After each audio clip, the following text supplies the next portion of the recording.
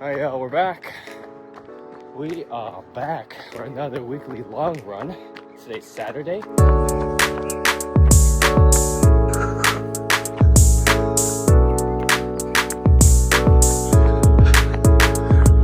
Today's a recovery run. Slept only about 4 hours, but gotta do it.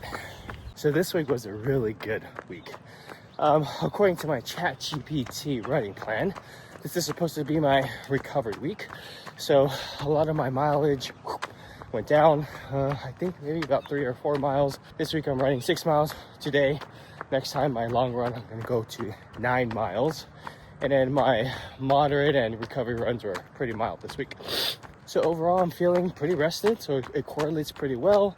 Less mileage, feeling more rested, right? However, there's a couple other things that have been going on.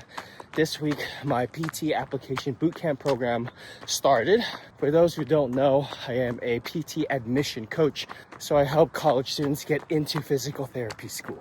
So that increased my workload a lot because as a full-time employee as a physical therapist, and then doing this part-time, about 10 hours a week with 2 kids, you can imagine things start piling up, and it is a battery drainer for sure. But along with my recovery week and my miles, everything seems to feel pretty good so far. Now this application season, the reason I'm telling you this is like 3 or 4 months. It goes until October-ish, which is when my marathon is. And a lot of things ramp up with my time and energy going in there. So it'd be really interesting to see how things kind of balance out. If you're interested in kind of like work-life balance and how I manage that, love to know in the comments. Some of you have been asking. But anyway, the reason why it's a really good week is because I hit my most heaviest deadlift that I've done in a very long time. Some of you don't know this, but I've had low back pain since I was 13 years old. I'm currently 33 years old. So 20 years of having back pain.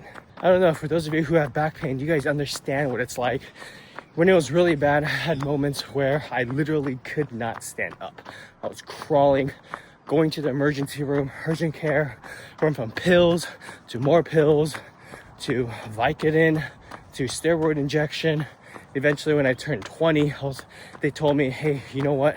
You need to get potentially a surgery. And that's when I said, skirt, hold up.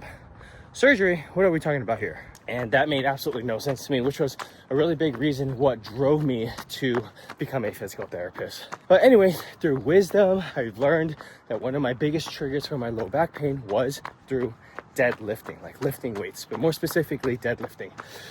And so I realized, you know what?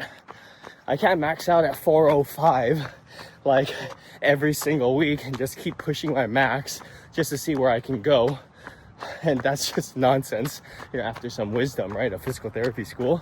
So I decided I need to take a break from doing deadlifts. So for 2 years, 2 long years, I did not deadlift at all. I did not squat at all. Anything that would put any kind of strain to my low back, I did not do it. So you can imagine, upper body got pretty good, lower body, little chicken, wicky. And the reason why I took 2 years off was to give my body a break, right? If you have chronic pain, reoccurring pain over and over, your body remembers that and sees that as a trigger or a threat. And I just needed to tell my brain, you know what?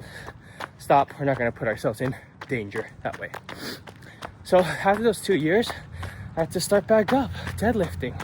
And it was such an ego hit because I started at 65 pounds and I stayed there for, I want to say, about 6 weeks. So after those 6 weeks, that's when I felt the confidence to start building back up. Add 5 pounds, 10 pounds, slowly on a weekly basis. And eventually, 3 years later, this week, I hit 300 pounds deadlift, weighing in at 165 pounds. Whoa! Hey man, I'm just tooting my own horn because I'll say that was pretty good. Almost double my body weight, and the fact of having recurring back pain for that long, to lift 300 pounds without back pain or residual back pain is a really good deal.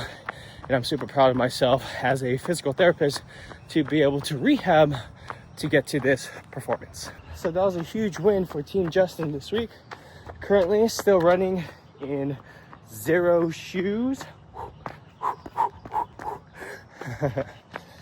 I haven't really gotten anything fancy.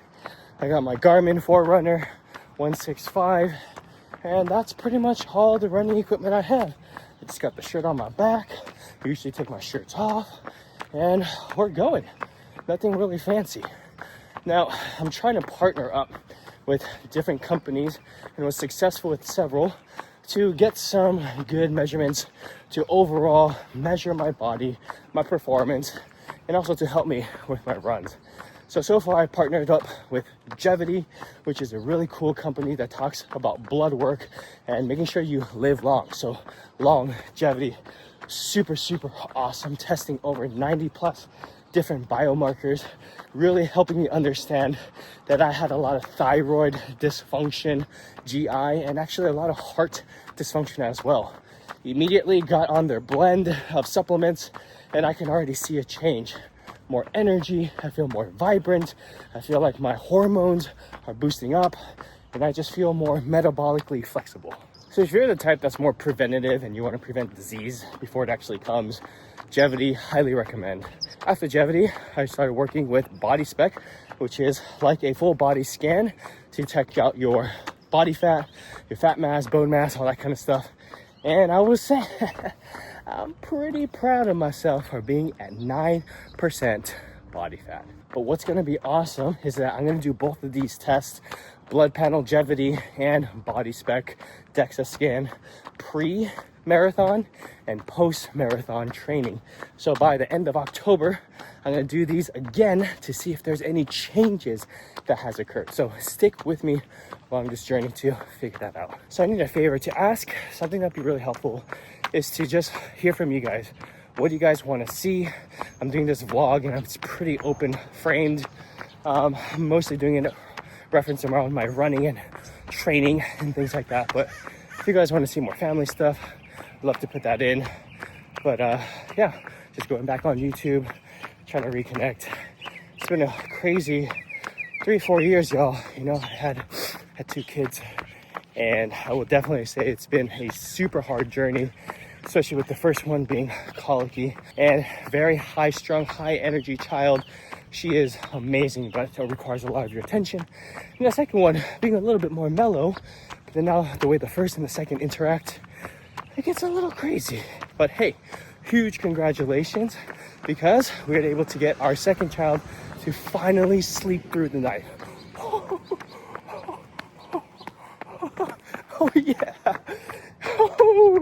Let's go. Who has kids? If you got kids, you're a dad, you're a mom, let me know in the comments, man. This is a big journey.